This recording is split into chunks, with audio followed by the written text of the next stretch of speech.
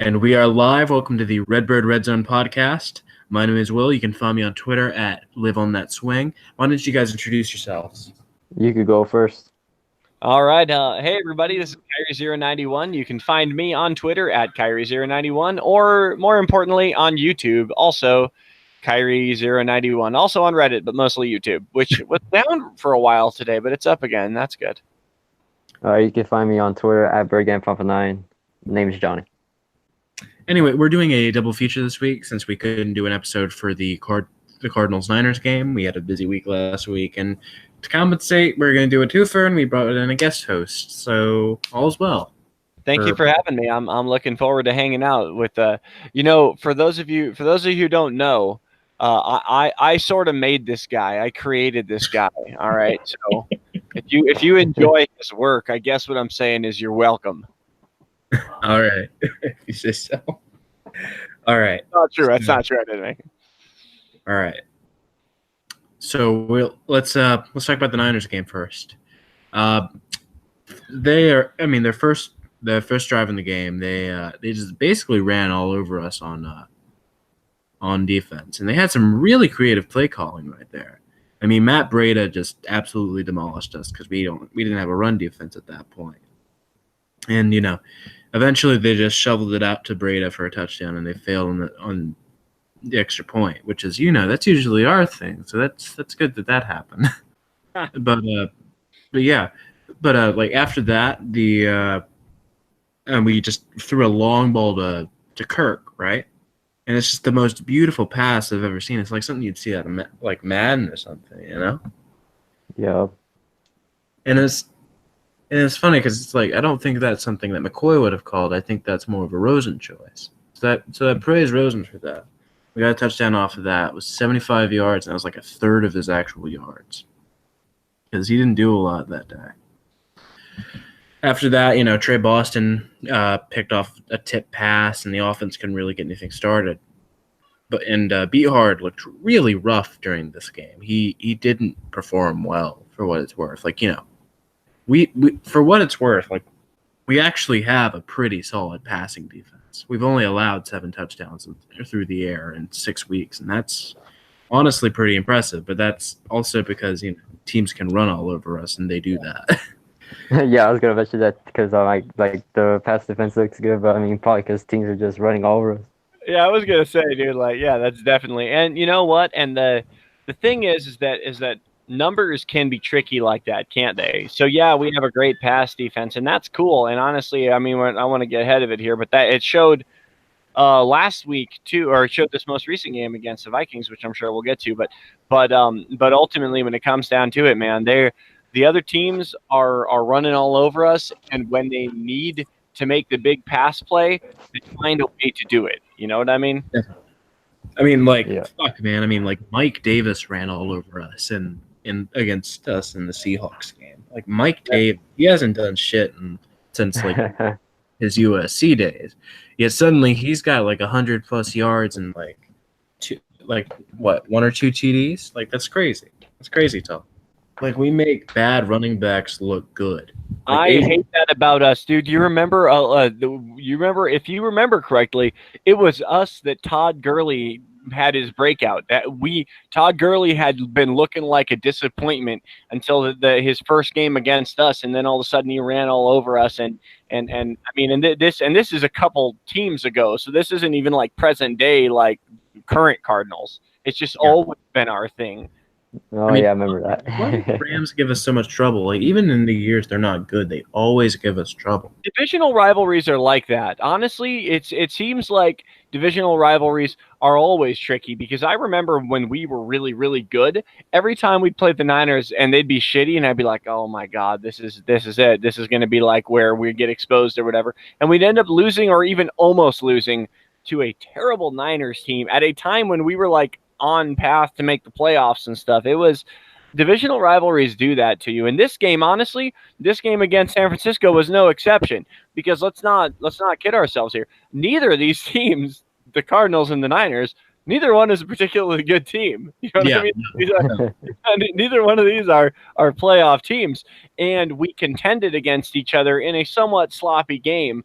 But throughout the entire game, you could really see it going either way, and that's divisional rivalries for you. That's how they go. It was the ugliest 2 possession win I've ever seen. Oh, That box score is a dirty liar. Then all of those points were garbage. What would have been garbage time points. It was pretty hard to watch at times for sure. Yeah, but we should probably get into the second quarter. Rosen looked a bit off in the first quarter, and that seemed to be a trend going into the second half, and throughout the season mainly. I mean, Rosen, don't get me wrong, he's a great quarterback, but Mike McCoy's system is not right for him. I mean, he needs I think he needs a more quarterback-minded approach, and I think Byron Leftwich would be a good promotion for that.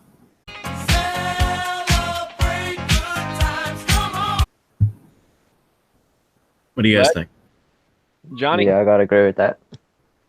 Probably because McCoy, it'll be interesting to see if Mike McCoy gets fired in the next game against the team that fired him last year.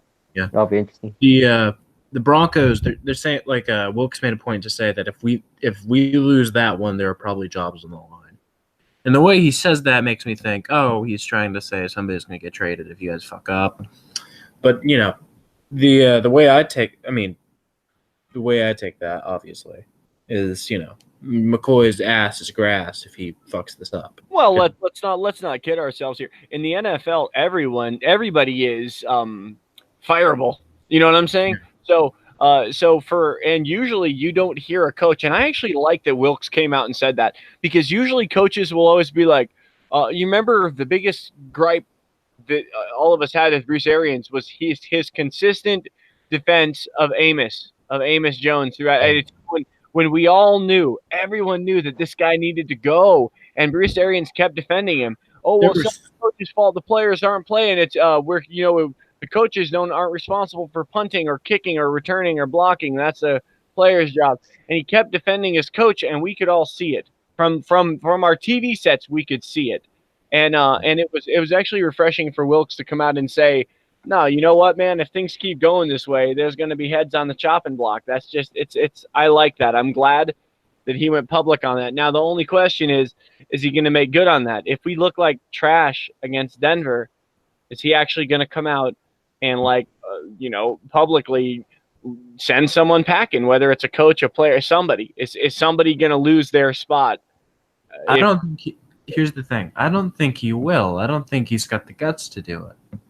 I don't think he's got the right mindset for it. I don't think he's going to do it. Let's celebrate. Wilkes, you don't think Wilkes has it? No, I don't think he's going to do it. I think it's me neither. What do you think, Johnny? Do you think that Wilkes has the courage, the clout to come forward and just straight up put Mike McCoy's head on the chopping block if we play like trash on Thursday? I mean, if he had the balls to do it by now, he would have done it. Because we've been how much worse can we get? To see. we're over a quarter way through the season, and yet we haven't our offense is one of the worst in the league. Thankfully, we've gotten a little bit out of the gutter, and somehow we're not the worst offense in the league anymore. It blows my mind that we're not the worst. I don't know how that happened. No, hold up. I'm gonna search who is. But you know what? Rosen, I like the way that he's looking, and I think okay. Coming into the season, my take was I did not want to see Josh Rosen play this year. I wanted him to ride the bench the entire season. I would rather have seen Mike Glennon before Josh Rosen when we came into this season, because I feel like too often these days we rush rookies into a starter job when they're not ready for it. Even a good rookie probably should spend a season on the bench before they get into it. Someone like Aaron Rodgers, But I've come around on it. I've seen Rosen play. I see what he's capable of, and his attitude is phenomenal. Just the way that he carries himself is just tip top. So I think that starting Rosen probably was the right call, even though he's so green, he's so young, and so inexperienced. But I think bringing him in was the right call. Yeah, I think the thing that I judged on mentality wise was the reaction to turnovers in the Bears game, right? Josh Rosen throws what looks like it's going to be a game-ending interception at the end. He looks like he just shrugs it off. Like you can just tell by the look on his face that it doesn't affect him. Yes, that I saw that too, and it wasn't a shrugs it off in like fuck it kind of way. It was more of a shrugs it off in like a it happens. We'll do better on the next one. You know what I mean? And Sam Bradford, like when he goes down with the fumble, he looks like he's having a Hello Darkness moment. You know? Exactly. You can see it on his face.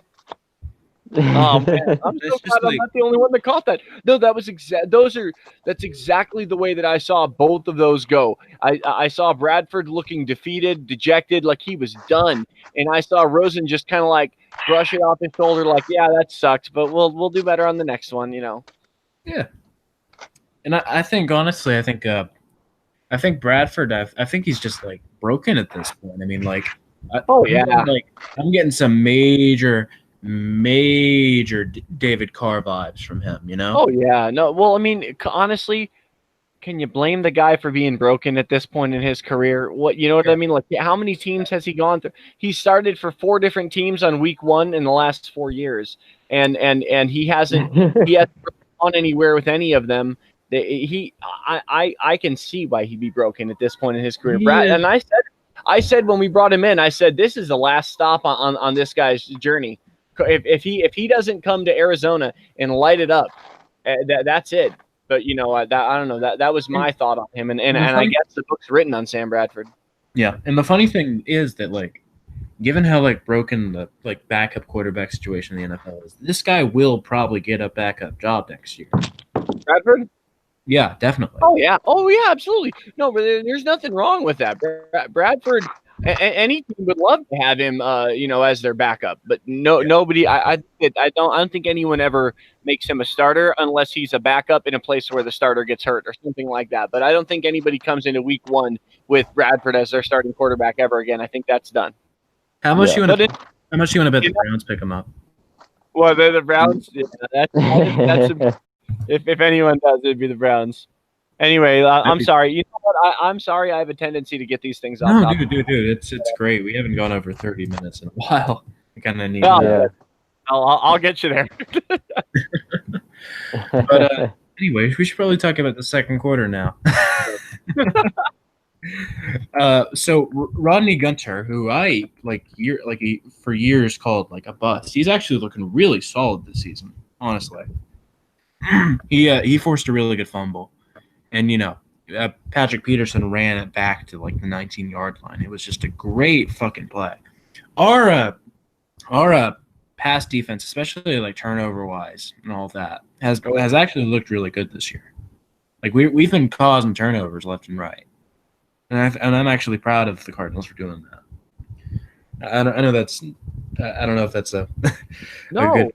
No, you know what? It's about making plays. One thing that Ken Wisenhunt said during his time here, and I'll never forget this, man. He said that the only thing that you can do as an individual player is when the opportunity is there, make the play. That whichever you have the chance to force that fumble, or to go for a scoop and score, or to get a pick, or even just batting the ball down or making a good open field tackle. Whichever of those two players makes that play is going to be the one that wins that down, whether it's the guy who breaks the tackle or the guy who makes the tackle. So it really is about the individual seeing and making the play when they have the opportunity to do it. So you talk about Rodney Gunter, and you said that you sort of felt like for a while that he wasn't impressing you. And I got to say, I agree, but it wasn't because of Gunter himself. It's because Rodney Gunter has had to share a spotlight on that defensive line with some freaking rock stars. Do you know what I mean? With guys like Marcus Golden and Calais Campbell, names like that. It's very hard to get your time to shine. But I agree. I agree that Gunter, it looks like he's taken it and he's contended with the big guys at this point. Yeah, I mean, like Gunter, like Vincent. Sorry, I almost said Vincent. Benson Mayowa looks really good too. I'm really surprised we signed him for like as little as we did, because he's actually looking really solid compared to like some of the other guys we picked up over the offseason. Well, I was worried about the loss to Calais. I mean, anybody who who talks with me regularly on Reddit or any other place knows that I'm a huge Calais Campbell fan, and I still am. I know he doesn't play for us anymore, but I still have a lot of love for Calais. And when he left, I was legit worried that we were not going to, because I mean the things he brought to the table, at that defensive line spot. But I'm feeling a little bit better about it. Deech is starting to do some cool stuff every now and then, and obviously you got Marcus Golden, and oh man, Chandler Jones. Chandler Jones is like the reason I wait. Chandler Jones. I mean, all right. So after that, we capitalized with a DJ touchdown, and I think this game, and I think also the Seattle game also like showed that DJ, if you give him something to do, he'll like light up. He'll light up, And they showed it in I think they showed it in varying spectrums, because it's like this game you give him something to do and he'll break off a few good runs and he'll make your day a little better. But like you give Mike Davis and David Johnson the same amount of touches, but like have a shitty O-line that only lets you run like an inside zone every play. But you give Mike Davis like all of these runs to the outside, so he runs the inside. You give him a Russell Wilson fucking block for a touchdown, he'll light up. Yeah, like the blocking scheme and like the overall play calling on this team is just absolutely pathetic at times. It makes me wish that. You know what, man, and that right there is what okay. We here in Arizona, the Cardinals fans know what David Johnson can do. And we haven't got to see him do his thing to the extent that we know he's capable because of Mike McCoy, right? You take Mike McCoy out of this equation, and David Johnson would be blown up because Mike McCoy does not know what to do with it, right? Mike McCoy does not know how to handle a David Johnson. For some freaking reason, with all of his knowledge and intellect and football experience, he cannot seem to put DJ to work the way that we know DJ is capable of. And it bugs me because I love David Johnson. And the thing about running backs is even the good ones, even the upper tier running backs, you usually only get 3 or 4 seasons out of them. Emmitt Smiths, Adrian Petersons, those are once in a generation. You don't get guys that play at that level for 12 to 13 years. That's not normal. So David Johnson, honestly, like I don't want to say that his best years are behind him because I don't think that's the case. But I mean, you look at the guy. Do y'all remember Maurice Jones-Drew? Yeah. You remember how he was the premier running back in the league for what, a season, 2? You know, and then he just fell off the face of the earth. Jamal Charles, same thing, man. He was tip top. He was the guy to have. He went first in the draft, and in the fantasy drafts every year. It was always Jamal Charles, right? Only for like a season or 2, and then he just dropped off the map because running backs, even the great ones, only get 3 or 4 years. And I don't want to waste a season having Mike McCoy ruining what we got with David Johnson because we don't know if there'll be another season with him. Yeah. Well, it feels like we already wasted like a season already because I mean we're basically out of playoff contention, and that's a good point. The thing that always gets me is like when people call DJ a bum, it's like, oh, DJ's a bum because he doesn't run up my fantasy score every week. It's like Julio hasn't caught a fucking touchdown this entire season. You gonna call Julio fucking Jones a fucking bum, man? Julio Jones. Are you gonna sorry, off topic. The Falcons have like the worst fucking offensive. Like he's honestly about as bad as Mike McCoy. Like people say the Falcons are losing because they don't play defense. No, I think the offensive coordinator is the main problem there. It's just like a tale of 2 cities, tale of 2 bird gangs. Yeah, but I can't. I'm not allowed to have sympathy for Matt Ryan. I will not. I took a pledge that do you guys throwback? Do you guys remember the 2008 postseason, the one where we went to the Super Bowl, right? Yeah. This game we played in the wild card round. It was us as our meager NFC West champs with a 9-7 record going up against the wild card Falcons with Matt Ryan as a rookie that season. And throughout the game, they kept showing these sob story clips about Matt Ryan, like interviews with his brother who got hurt and couldn't play football anymore. And he's like, and I always told Matty he'd be something great if he just stuck with it. And obviously everyone thought the Falcons were going to beat us. And ever since then, I've had this thing against Matt Ryan where I'm just like, dude, I don't mind the Falcons, but dude, I love to watch you lose now. Like that, it's not his fault. He didn't ask the network to do it, right? I can't blame him for that. But Man, that bugged me because they still had us pegged as losers, and we went out there and won. We didn't kick their asses, but we won. Yeah. Sorry to bring up shit from like 12 years ago, but it's just or 11 years, whatever it was. Sound like you're tearing up for no real reason. Because I freaking hate that son of a bitch, dude. Like, I really, there are only a few players in the NFL that I truly love to watch them squirm, right? And like Matt Ryan's one of them. Dude, Cam Newton's another one. Do not like Cam Newton. 28-3. So 28-3 was cathartic to you. The Super Bowl a few years ago. Yeah, I bet you enjoyed that Super Bowl.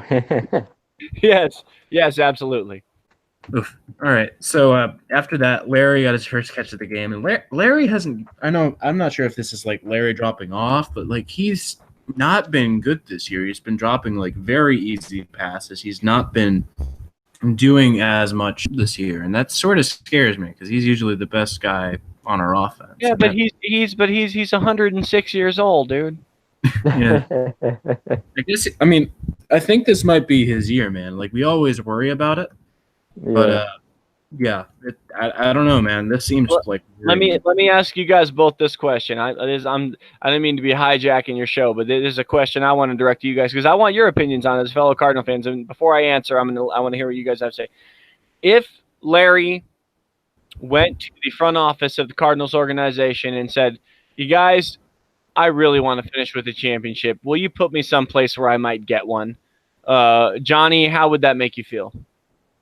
I mean, to be honest, I wouldn't be surprised or I wouldn't be mad at all because I mean he could have demanded a trade like a long time ago, 2010, probably 2011, to try to get out of this team because how bad they were. So for me, I wouldn't be upset with it, but it'll be sad, like I guess seeing a legend go like that. I don't know. I don't know, man. It's like seeing like Gretzky get traded or something like that. It feels like something of a betrayal, but like I'll understand it through and through. If he wants to go to like Green Bay, anywhere but New England, you know. If he comes to the front office and says, "Hey, bring me to Boston. I want to have some fucking beans right now," I'd hate his ass like crazy. If he'd be reunited with Michael Floyd. Yeah. No, wait, is Floyd even a Patriot now? I thought he got cut. No, he's not anymore, but not anymore. You know what? I'm gonna agree with Johnny. That's how I feel too. Like Larry has done so much for not just our football team, but our whole community, like the city of Phoenix, the state of Arizona. We owe so much to him. If he decided to go chase that ring that he honestly deserves and go get it somewhere else, because you know that the ring wouldn't like, yeah, he'd get it and it would mean a lot to him personally, but the team that he won it with, it probably wouldn't mean as much, if he were to get it with us here, obviously. But, it's sort of like Steve Nash going to LA or Karl Malone, leaving Utah to go to LA when he did. Like, you understand it. You get why they do it. It doesn't make it easy to see it. But you understand it, and Larry deserves a ring. I hope he's not going to get one here. We don't. There's not enough time. We're not doing it this season. And will he even play another season? I don't know. The year is 2021. Larry Fitzgerald is nearing retirement. He asked for a one-day contract. It is Super Bowl 50-something, whatever. The Cardinals are in it. He comes into the game.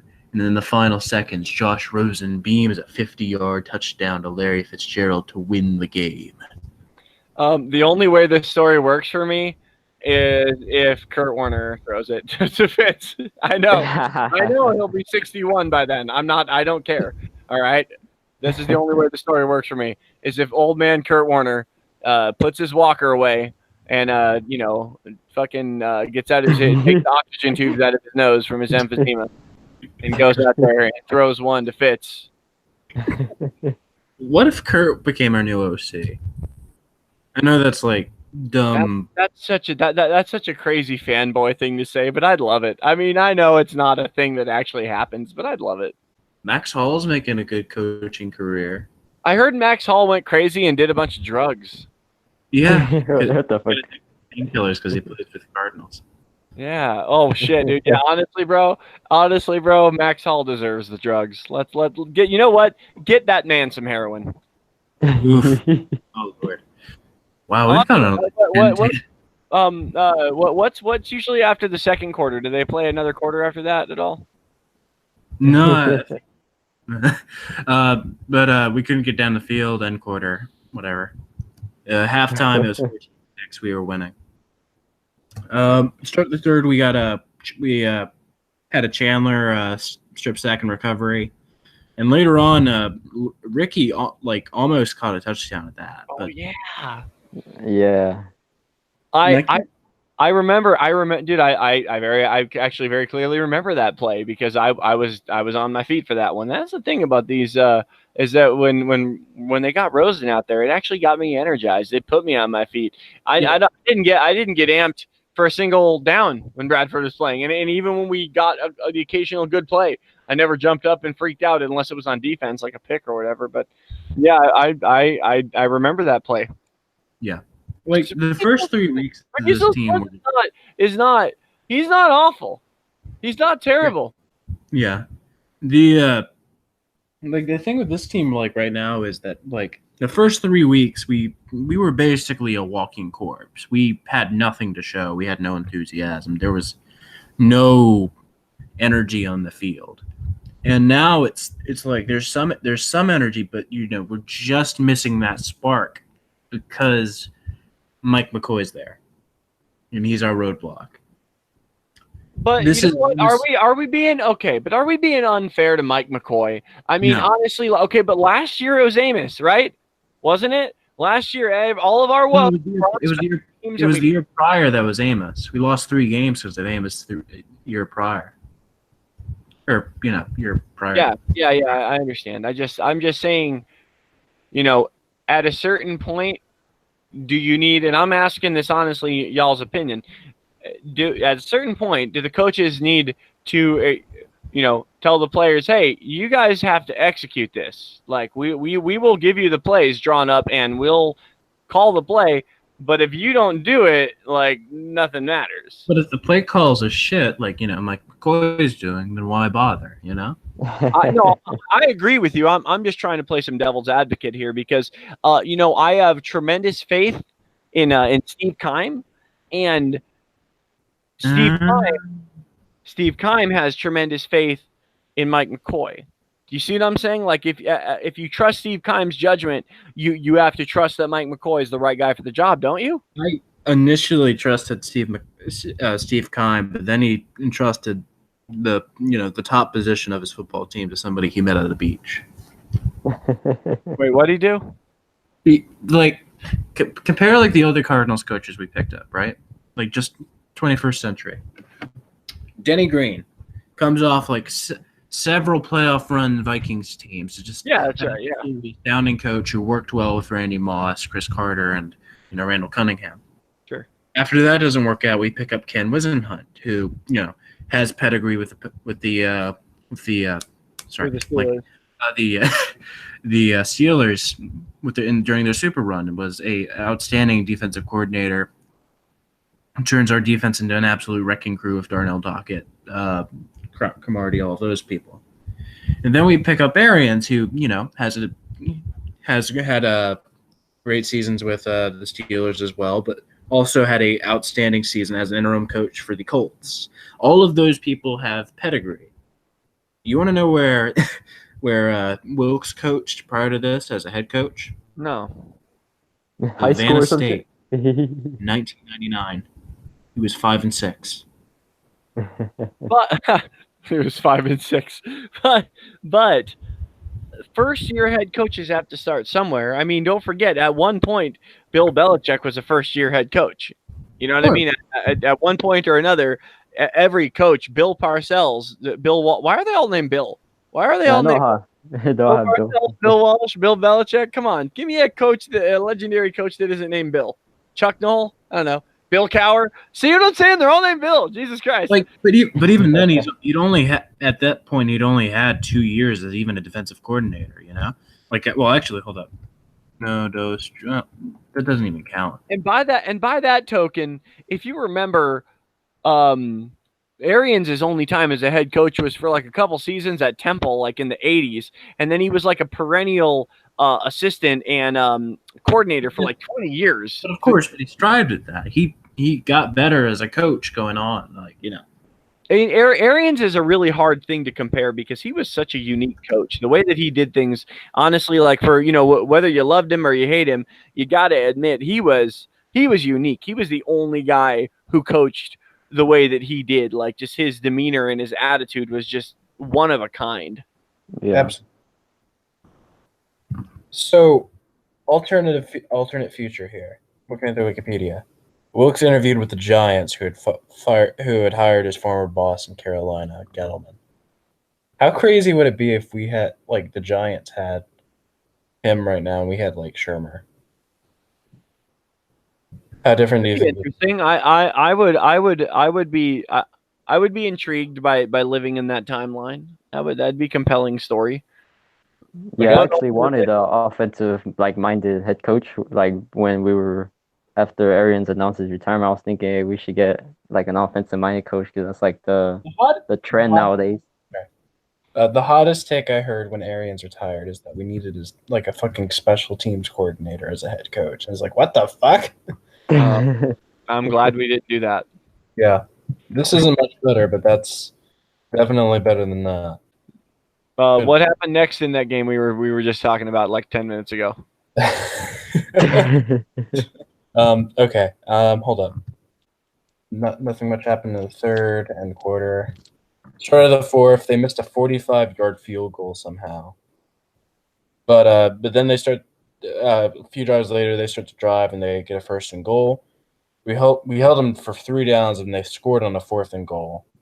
And Chandler tipped the pass on the 2-point conversion. It was a really good play, and it was 14-12 Cardinals. And I remember I was listening to the radio when that play was happening, and I was so anxious. I actually I was listening to TuneIn, right? Because that's always 30 seconds behind. I was listening to it on my phone. Yeah. I was out on a walk, and it's I get notifications on Facebook for the game, and I didn't look at the notification. I just made sure to listen.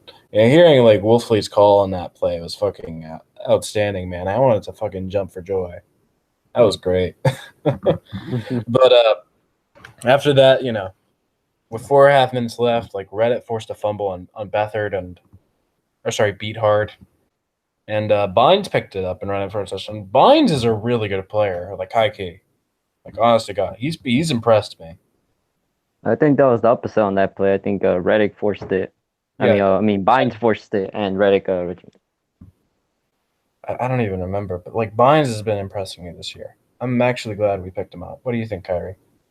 I haven't. I don't have much of an opinion on Bynes. I've seen him a bit this season, but I haven't heard his number called enough to have made any notes on him yet.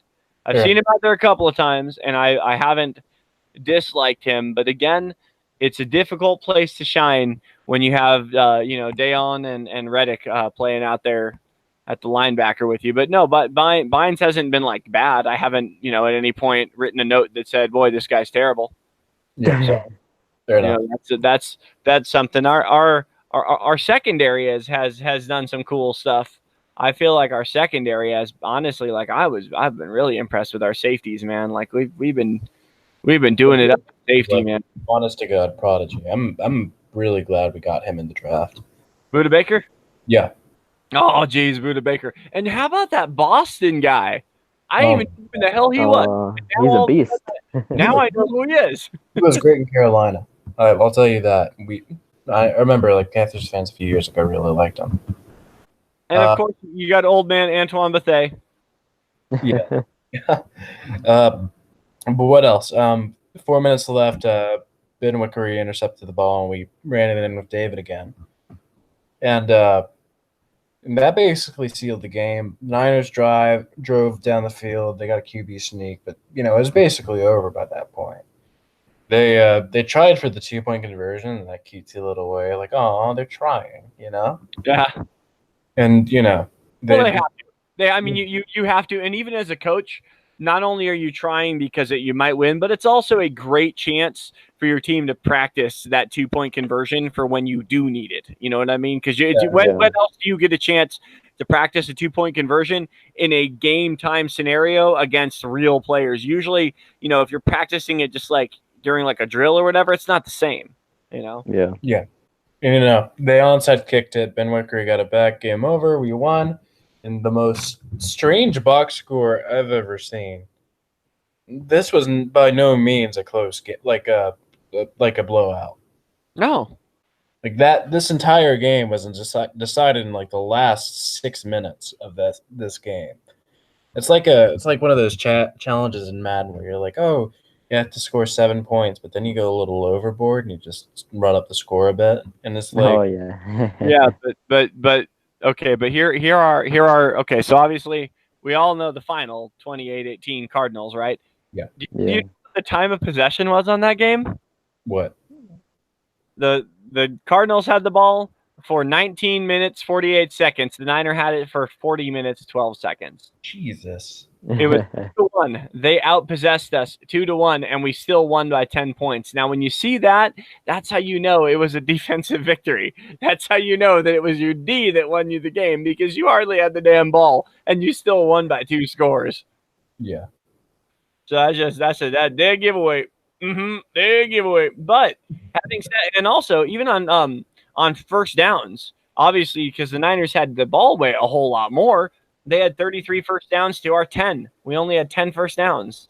I mean, in a game that we won by 2 scores, 10 first downs. See what I'm saying? Like, this is pretty clearly a turnover battle. The turnover differential, of course, 5-0. They lost the ball 5 times, and we lost the ball 0 times. Now, you can't win a football game with 5 giveaways. But when you're +5 in the turnover call, you cannot win. So, to say that we won it, this might be one of those times when it's easier, safer to say that the Niners lost it. But I hate saying that because it's the 2 teams took the field. Pop You know out. what I mean? Yeah, I get you. But some essential stats. Rosen was 10 for 25, threw for 170 yards and 1 touchdown. And like a third of those yards came on that first play. That first play from scrimmage. The one. Oh my god. That one, dude. That was a good one. What do you think? Is Christian Kirk the new Larry, or the new Anquan? He's not Larry. I'll give you Anquan. I won't. There will not be another Larry Legend. This is true. But is Christian Kirk now? Are you asking me? Is Christian Kirk the new number 1? And the answer to that is probably yes. I don't see who else it's going to be. If Christian Kirk is not, let me put it this way: if Christian Kirk is not the new number 1 on our receiving core, then the new number 1 is not currently on our roster. My God, that's J.J. Nelson's music. Yeah. You know what? I honestly thought Smokey was going to be, and that didn't pan out. Yeah. JJ is fast, but he drops a lot. Dude, it's got to be Kirk, right? Kirk has got to be the new number 1. And if Kirk is not the number, see what I think they need to do. What I think that if Larry leaves, if Larry retires, and God, I hope he doesn't, or if he leaves the Cardinals, I think you have to bring in another veteran wideout. You got to go out and trade or pick up another veteran wide receiver to fill his role for now. I don't think Kirk is ready to be the guaranteed target on every other down. You know what I mean? How crazy would it be if we actually got Josh Gordon? I'd be okay with that. Like old white people in Arizona would like crap themselves to death. Hey, as an old white man in Arizona, I already have my box of Depends. I am ready. Oh my God. I am ready to do this. All right. What are overall, just in general this season, guys? What are your thoughts on the O-line? Horrible. The O-line It's horrible. It is horrible. It's so bad. It's so bad. It's so bad. You know what? You never know how much you miss AQ Shipley until he's on IR. You know what I mean? Yeah. Oh, geez. Somebody called the Bruce Arians era Cardinals a charity for forgotten Drews, because we had Drew Butler and we had Drew Stanton. And so we're the charity for people named Mike now. Mike Iapati, Mike McCoy, Mike Glennon. We got more mics. There gotta be other mics. I don't know. Are there other mics? I'll get back to you. I don't know. There should be. I'm gonna search because I'm bored. I'm very bored. The first shot that comes up when you search Christian Kirk is his mic shot. Oh no. Oh no. Honestly, dude, and that's the other thing that you can't put on Mike McCoy is that our O-line is bad. So when you wonder why DJ looks ineffective, it might be on account of the fact that he has no protection. Yeah. I think I saw a stat on that. Is that McCoy's fault? Is it Mike McCoy's fault that these guys can't pick up a freaking D lineman? You know? You know what I'm saying? Like that isn't Mike McCoy. He told them it's in the scheme. They're supposed to do it. They don't. You know what I mean? So we end up with DJ getting stuffed. Is that McCoy's fault? Do you see what I mean? Like that would be the coach's answer to it. Like, yeah, we told them pick up the freaking defenders. They didn't pick them up. Guy gets stuffed. What'd you think was going to happen? I mean, honestly, hot take. Like hot take. Hit me. I don't know if we can really. This is a dumb hot take.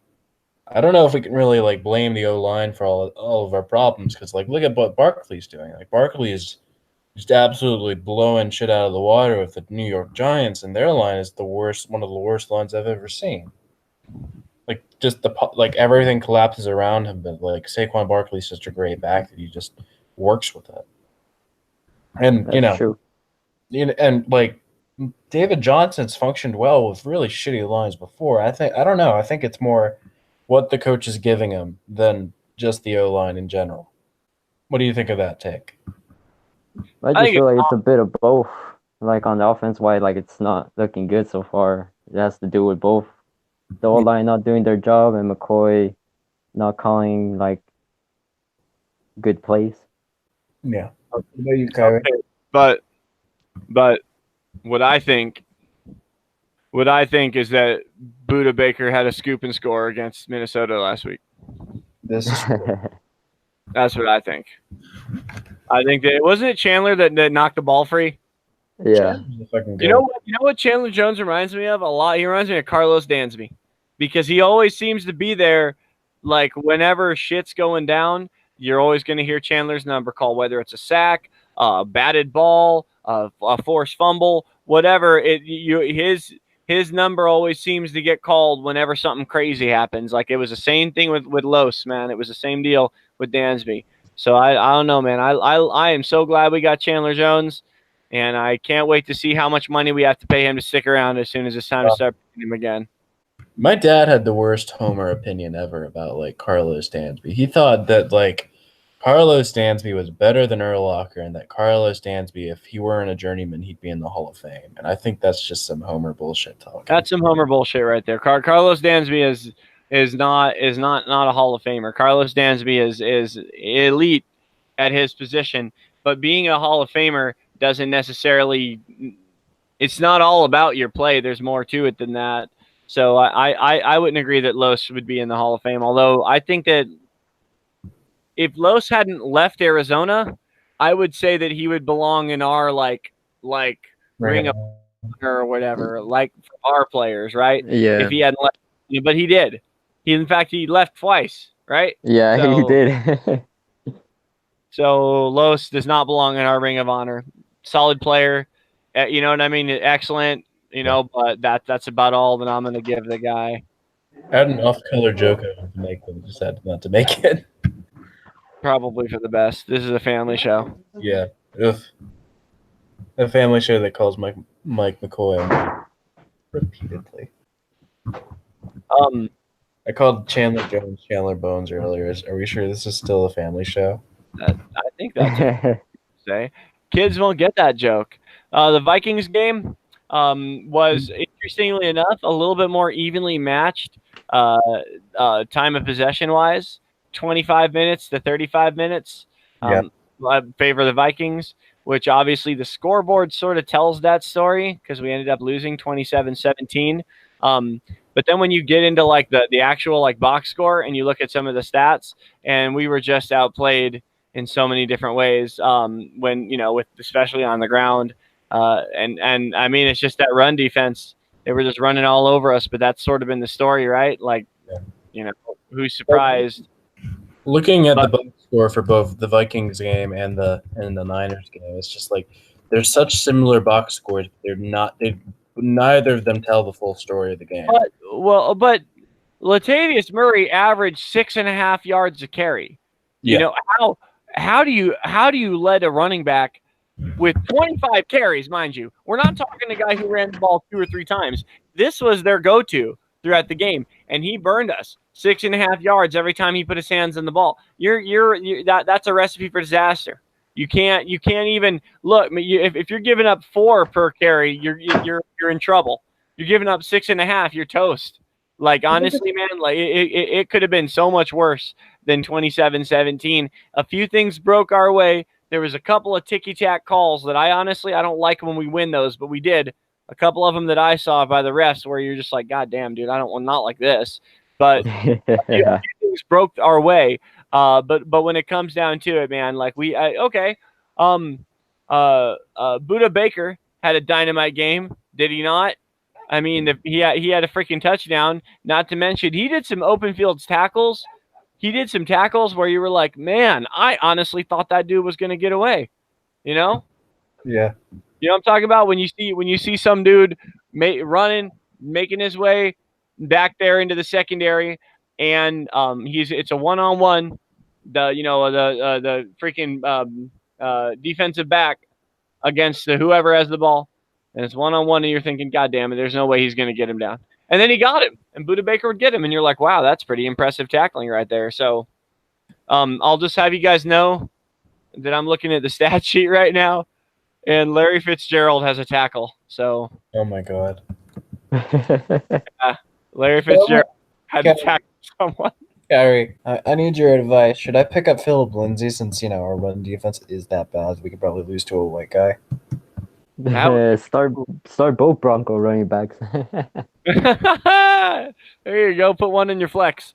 I don't know, man. I would, if I was playing serious for money fantasy football, I would start whoever's playing against us at running back. Honestly, like right now, like if I'm being totally honest, I wouldn't have, if I had him on my team, I'd start him. I wouldn't go get him, but if I had him, I'd start him. I'm getting him because I've got Tyler Lockett and he's on a bye week. Well, do your thing, pal. Isn't that conflicting though? When you know what? In years past, when I haven't played fantasy football in about 2 seasons, but in years past, I would always pick up Fitz first overall, and everyone thought I was crazy, and it always worked out well for me. And I would always try to get the Cardinals defense. Yeah. That's just because I'm a homer. That's the only reason why. It's not because I thought they'd be the best out there. It's because I'm a homer, so I'd go for the Cardinals defense. There was a guy in our draft. He's 0-6 right now, mind you, who had the worst homer picks I've ever seen. The first pick he had was it actually made. Wait, no, that's the wrong guy. Hold up. First pick he chose was Aaron Rodgers. Then he chose Fournette, right? Guess who he chooses in the 3rd round? Tell me. He chooses Josh motherfucking Rosen. Oh boy. 3rd round. 5th round he picks up Jordan Matthews. Wait a second. This is obviously a preseason draft because it's a fantasy football. And he uses a 3rd round pick on a guy who's probably not starting this year, Josh Rosen. At that time, we did not know Josh Rosen would be playing. This was before, even before the any games had been played, not even preseason games. That's this man's a homer. Yeah. I guess he mistook that Larry Fitzgerald was off the board, and he chose Larry Rose III as his 4th round pick. That's one of the Rams preseason backs, and he picked him up with his 4th round pick. Hey, can we run through the slate of games real quick and get some quick picks? But before I get off this show. Yeah, sure.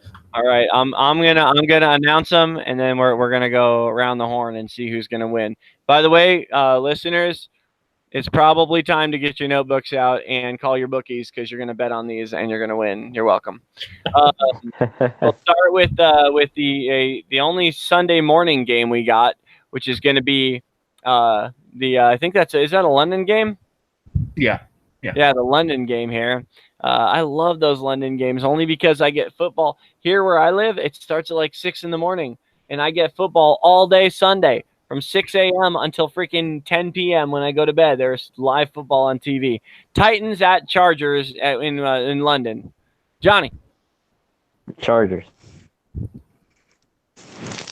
All right, so I'm gonna preface this and say they really keep fucking the fans in London over with these shitty ass games. The Jags and shit, dude, go on. Okay, yeah, Chargers. I mean, it's not really. I mean, the Titans have like the most mediocre team I've ever seen. Like, isn't that their way? I will. I'll make it unanimous and say Chargers. Next game, Texans going to America's Dong to take on the Jaguars. I mean, it's the Jags, man. I mean, I know the Cowboys look good against them, but it's like I think that's once in a blue moon bullshit. I think the Jags got this easy. Yeah, I'll take the Jags. Yeah, put me on the Jags. See, man, we're agreeing too much. We better disagree on Panthers going to the city of brotherly love to take on the Eagles. I'm gay too. Go Philly. I'll take the Panthers on the road. I'm going to go with the Eagles on this one. Next, we got the Minnesota Vikings traveling to the Big Apple to take on the New York Jetsons. Johnny. Vikings. I'm going to say Vikings. Vikings. I gotta say Vikings too, honestly, dude. Like, I hate that I keep agreeing with you guys because I want to have some variety in here, but god damn it, you guys are good at this. Patriots going to Chi-Town, taking on the Bears. Wait, who's playing, you said? Pat's at Chicago. Oh, Bears, obviously. Really? I'm taking the Pats because the Bears didn't look good against Brock Osweiler. I'll take the Pats too. Next we got, oh boy, this is going to be a fun game for nobody. Bills going to Indianapolis to play the Colts. Just pick one. There is no winners. We all suffer. They don't even tie. They both get a loss. It's a tie. It's a tie for loss. I'll go with the Colts just because literally somebody has to win. Maybe, I don't know. We'll see. Next we got the Browns going to take on the other Florida team, the Buccaneers. Browns Bucks. I mean, I think the Browns got this in the bag. I mean, the Bucks are just have really bad pass defense. Their offense has been stagnant since. I mean, I know this is like one game, but they got those badass XFL jerseys. Oh my god! Yeah. Jameis looked solid against a bad team last week. So I think the Browns defense will be a return to form for Jameis, and Bucks fans will forever be sad. I'll take the Bucks. I'm gonna go with the Bucks because betting for the Browns to win is never smart money. Really? Okay. The next one is the Lions going to Florida to take on the other Florida team, the Miami Dolphins. Detroit at Miami. Who's got it? I think Detroit has it. I don't think Miami's really a safe bet anymore.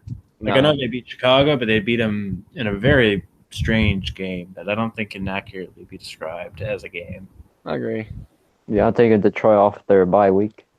Yeah, I'm taking Detroit too. Unanimous across the board. You guys are making this boring.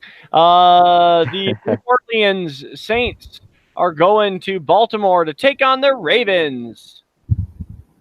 Upset alert. I'm gonna say Ravens just for the fuck of it. Just to be that guy. Yeah. Okay. Johnny? I'm taking the Saints. Yeah, I'm taking the Saints too. We got a little NFC East showdown as the Dallas Cowboys go to our nation's capital to take on the Washington racial slurs. Johnny? I'll take the Redskins down. All right. I think it's the Cowboys. I mean, they looked solid against a really solid Jags defense last week, so I think the Redskins are easy pickings. I swore I would never pick the Cowboys to win anything, so I'm going with Washington. Next week, oh God, this game. Okay, so my hope is that something terrible happens and both teams lose as the Los Angeles Rams go up to the Bay to take on the god-awful 49ers. It's going to be the Rams, right? CJ beat hard makes my meat hard. Go Niners. Well, I want the Niners to win, but I mean, come on, the Rams They're probably not. win. They're not gonna. They're not gonna. Next one, a Sunday evening game, primetime. We got the Bengals going to Kansas City to take on the Chiefs. Chiefs. I'll take the Bengals upset. This is it, Chief. I got to pick the Chiefs. Next, we got the New York Giants on Monday night going to Atlanta to take on Matt Ryan and the Atlanta Falcons. What do you guys think? You said it's the Giants against Atlanta? Giants against Atlanta. It's going to be Atlanta. Yeah. What? Okay. I'm picking Atlanta. Johnny? I'm taking your boy Matt Ryan. All right. I'm picking Atlanta, but I hope Matt Ryan loses. I hope that somehow the Falcons win, but Matt Ryan loses. I don't know how that's going to work. And finally, the first game that everybody will get to watch, the primetime game, the Thursday night game, Thursday, October 18th at 8:20 p.m. Eastern on Fox, NFL Network, and Amazon Prime Video. The Denver Broncos are coming to Phoenix, Arizona to take on your Arizona Cardinals. Johnny, tell them about it. I'm going with the Broncos. God, get the hell off this. You're on the wrong show. Broncos win 69-0. 69-0. Why 69, you pervert? Johnny, what's the final score, really? If you believe you win, what's the final score? All right. I want the Broncos to win, so Mike McCoy gets fired. So let's go with low, kind of like a low-scoring game on offense for us. Let's say 17-10. I think that it's going to be. I think that the Cardinals. Yeah, man, that's a good game for us. I think that the Cardinals are going to win, but I think it's going to be a low-scoring affair all around. I think it's going to be something like 10-7, 13-7, something stupid like that, something really boring. Okay, actual score I think it's going to happen. I think it's going to be like the Raiders game last week. It's going to be an ugly 27-3. Ugly 27-3 Broncos. Yes. Oh, you son of a bitch, man! You guys are bad at being Cardinals fans. All right, hey, that's homers. We're bad at being homers. That's all you can blame us for. You are bad at being homers. You guys are more like Flanders. All right, guys, I'm done. I'm out. Love, piece of chicken grease. Good night.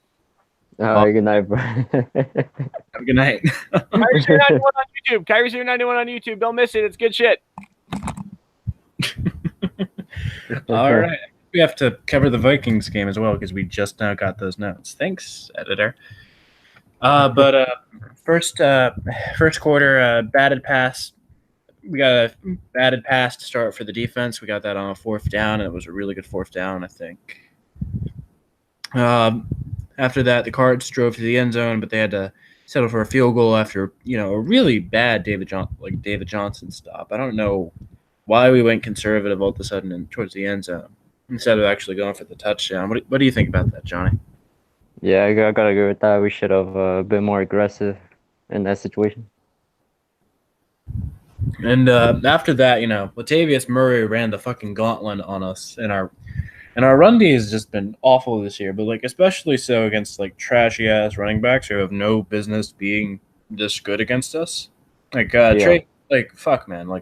Latavius Murray is not put up this many yards against the Cardinals good, Yeah. And of course, karma being the way it is. Next drive, the fucking Vikings get the ball after we fumble it with DJ for about in one of the most sad radio calls I've ever heard. I was me and the old man were going around town looking for a sports bar to watch this game out. And we were listening to this, and about the time we were leaving because Buffalo Wild Wings was full.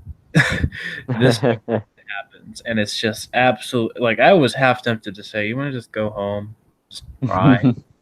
But after that, they recovered and got a field goal. Thank God.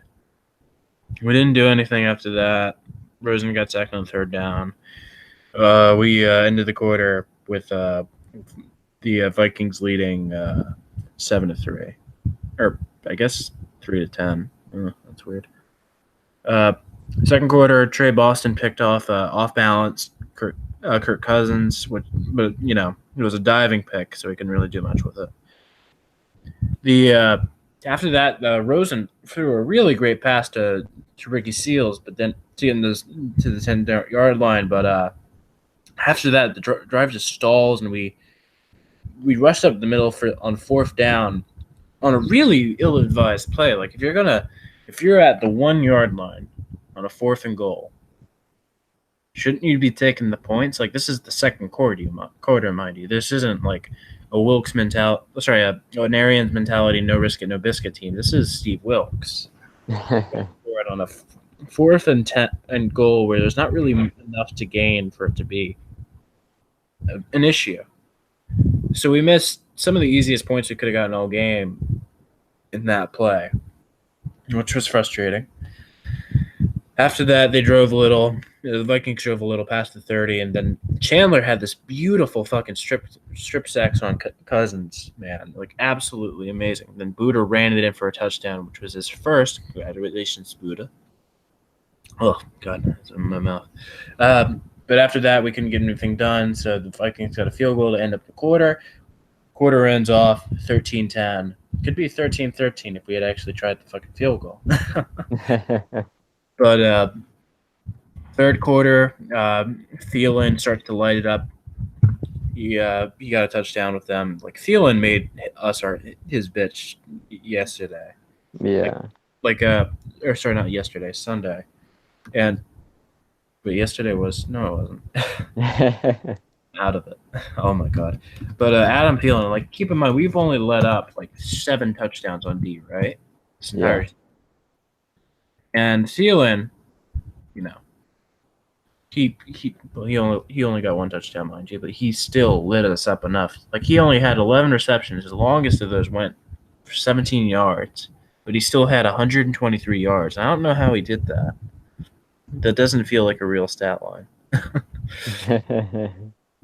But after that, we couldn't. Where was I? We couldn't get anything done. Vikings drove again, and Cousins ran it in for a touchdown.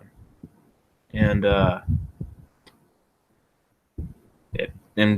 Cousins. I don't think he's much of a mobile quarterback, is he? I mean, he's kind of like just like he has decent athletic ability, right? He could like run it for like short yards, but not like nothing like special. But he can run. Yeah. Gotcha. After that, we drove for a bit, and Rosen. After that, he threw his first pick as a starter. That's a strange distinction to make, I think. But I feel like we got to make it. This is a team of weird distinctions. After that, we had sort of a back and forth and ended the quarter.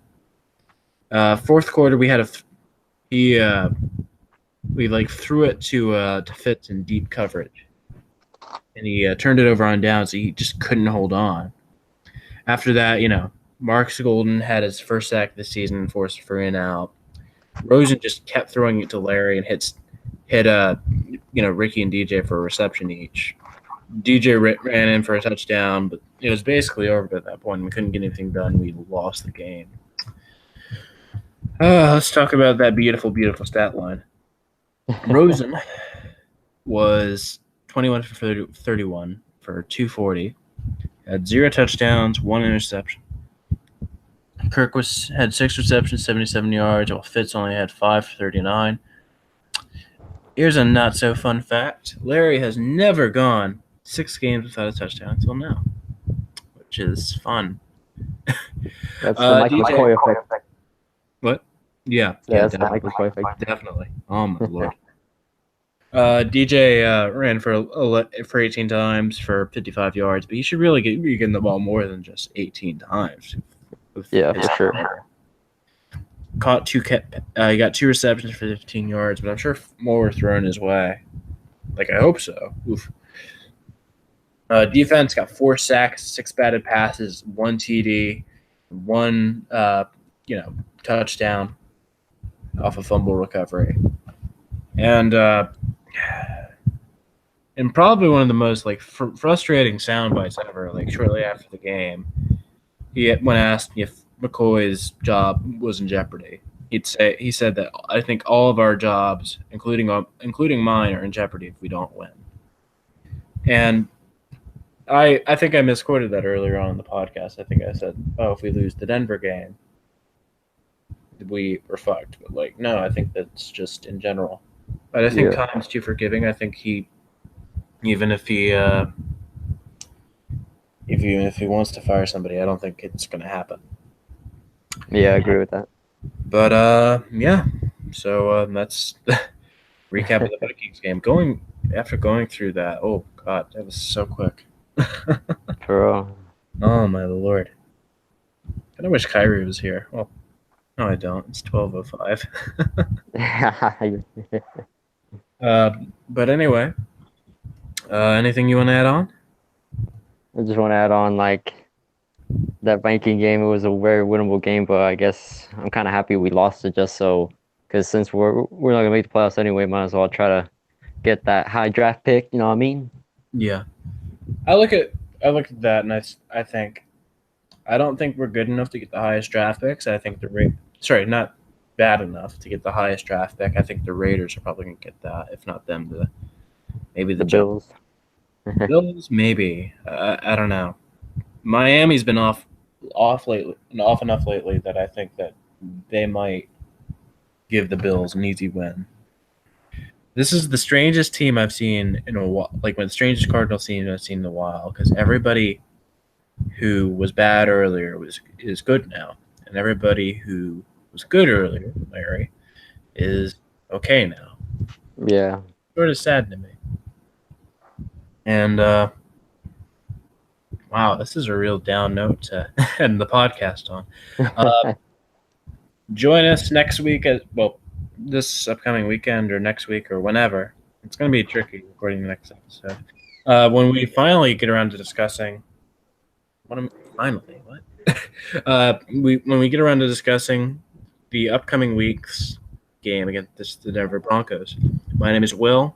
This has been the the Redbird Redzone podcast. We are out.